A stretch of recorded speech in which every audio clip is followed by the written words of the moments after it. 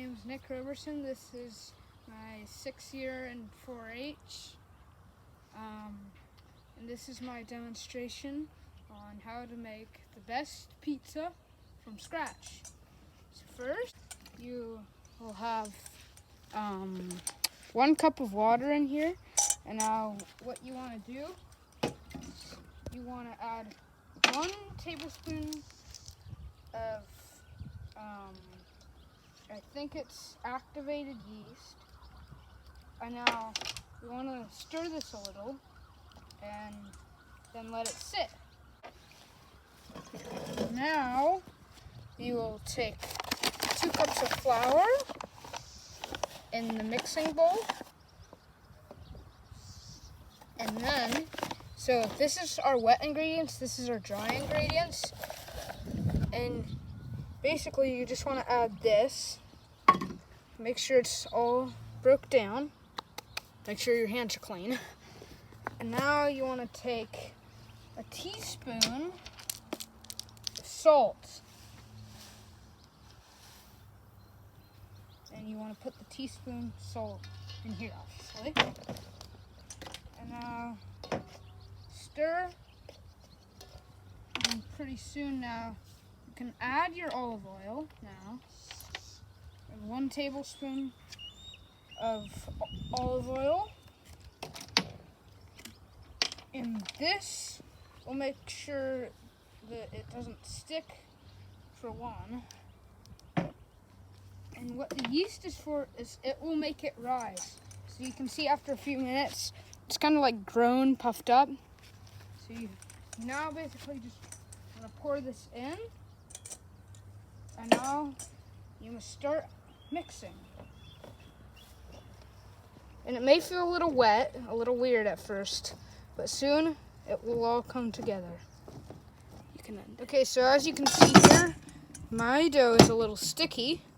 And so if your dough is a little sticky, then you'll just want to add a tiny bit of flour. Ooh, how do I do this without getting it dirty? So just add a tiny little bit of flour. So yeah, just add some flour and it will start to get less sticky, and that's good. And if it's too dry, if there's like cracks in it, then you just want to add a little bit more water. So basically, when it is the right consistency, you just want to knead it, but then we'll get to the right, you'll know when it's good. So yeah.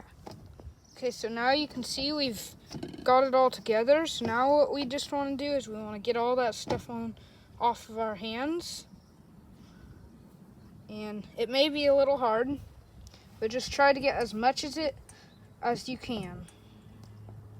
And now you're going to put it onto a cutting board. Okay, now on a large cutting board, I want to put some flour out. Oh, sorry, that went off. But you can see, just put some flour out and smack your dough on and knead. Now you want to knead for about, I'd say 10 minutes.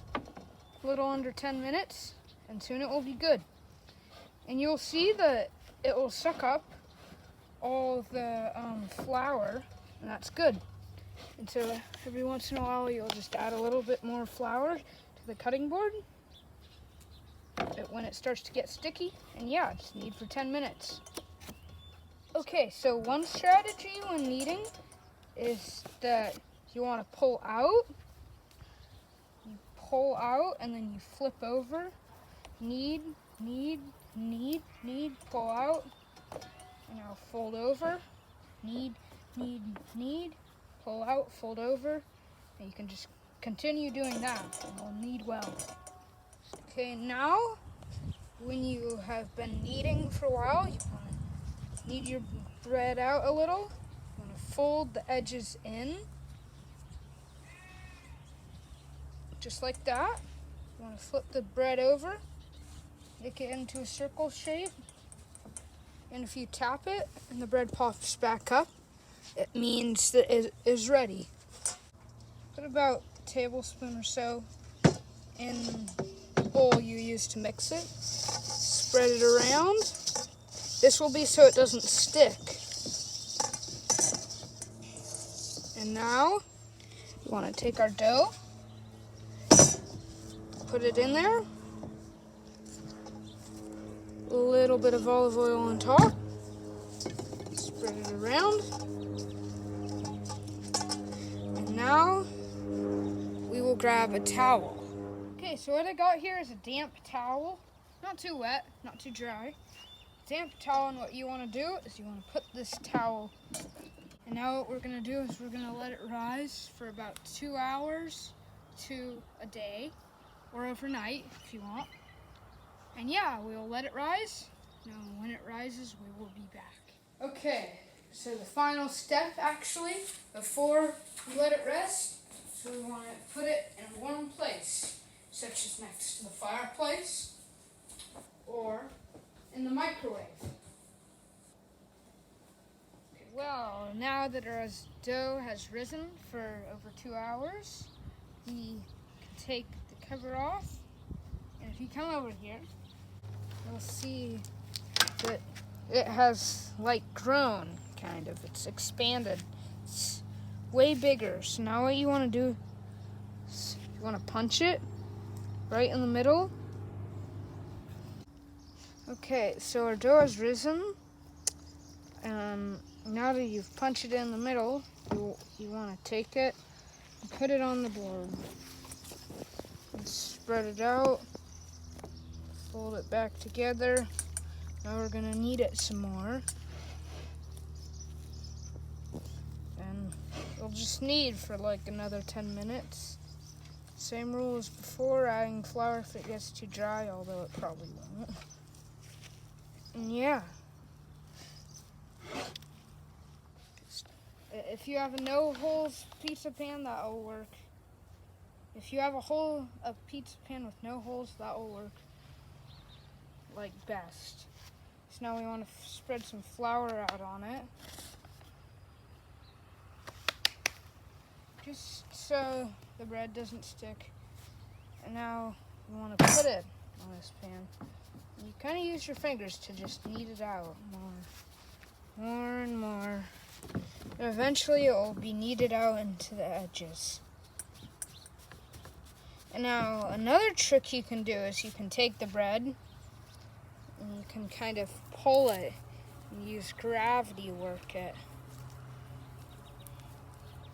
And this will work, so you can just let it fall, and it will expand, and pretty soon you'll have a pizza. There's many strategies you can do. If you want to do the spin, it's quite hard. I don't recommend it, but you can try, and basically you make a little dome with your fingers like this, and you just push up. Don't let it fall. And yeah, soon your dough will come out. The pizza toss is not working well. But yeah, you'll come out with pizza. You can also do this, just spread it out on your pan. That you have spread your pizza out, you can take this spoon and you can spread olive oil around if you want. If you want it to have no sauce, you can just do olive oil and that will be good. But if you want sauce, make sure you get marinara, because that is the essential pizza sauce. You can spread it around. And if your bread, if it gets too thin and there's a hole, what you want to do, like pretend there's a hole here. If there's a hole, what you can do is you can rip a little piece off where it's thick, and you can put it on and spread it around, and it'll protect it.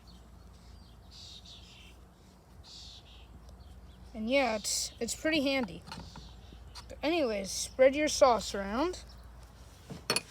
And once your sauce is spread around, you can go to the toppings. Okay, Now onto the cheeses, which I'm choosing always hand shred the cheese. It makes it so much better.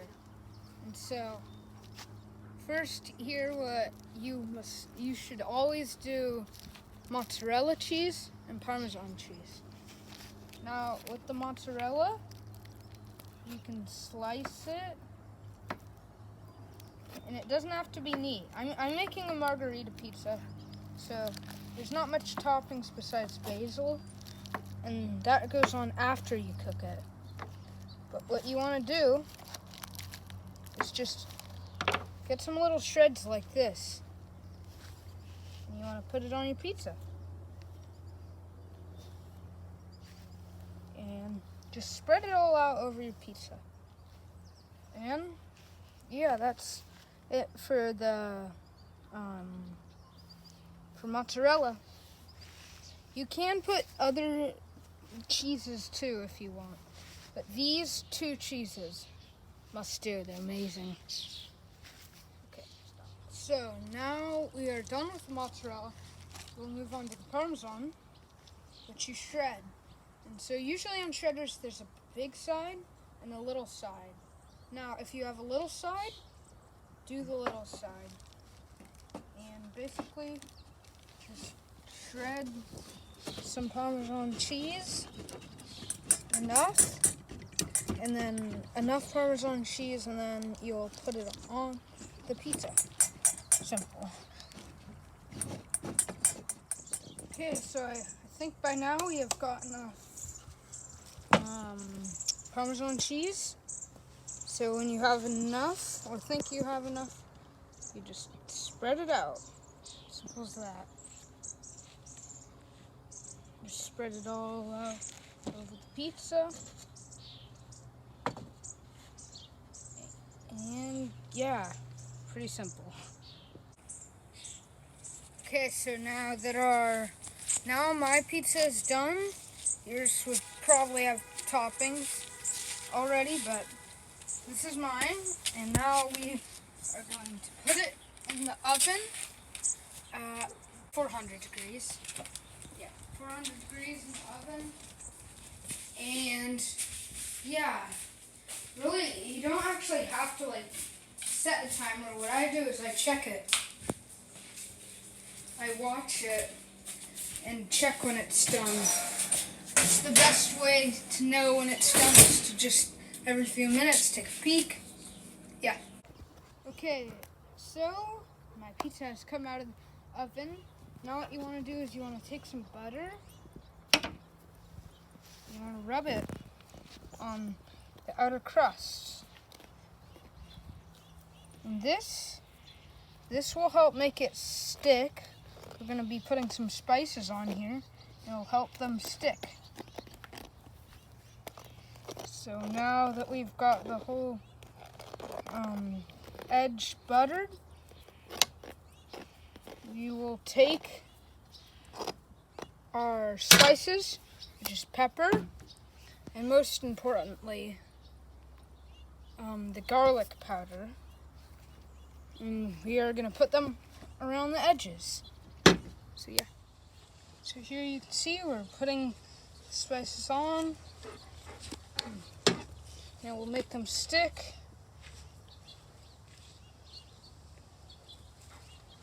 And now what we want to do is, this is optional, but it's good with meat pizzas, is you can put some of the pepper in the middle around the pizza. And now here I have some fresh basil that was picked from the garden. So what you want to do is, you want to wash it obviously, and you can dry it. And now we're just kind of going to rip these up a little bit and place them around our pizza. And that's a margarita pizza for you. That's the perfect pizza from scratch. Now let's eat.